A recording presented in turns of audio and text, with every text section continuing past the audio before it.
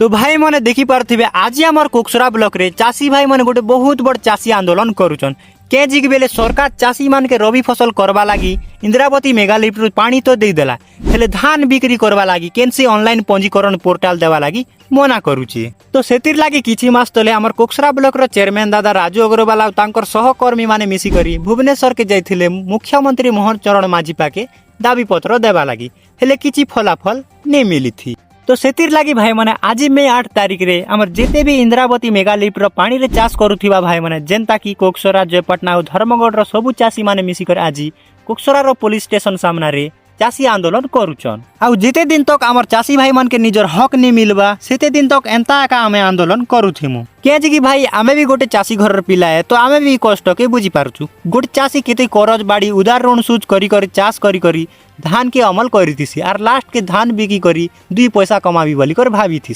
हेले लास्ट रे सरकार आमर चाषी मन कर लागी उपाय गोटे निभार करले हवा के। तो मुई सरकार के निवेदन करचे कि आमर चाषी भाई मन कर दाबी के पूरण करन नहीं हेले एंता का राजरास्ता के ओले कर आमे सब बेले एंता का आंदोलन करुथिमु। आउ सरकार काड़ा आमर चाषी मन कर संगे ठीक करूचे आपण मान कर मतामत रे काना है जे मके कमेंट माध्यम रे जणावाटा नि भूलबे। जय जवान जय किसान।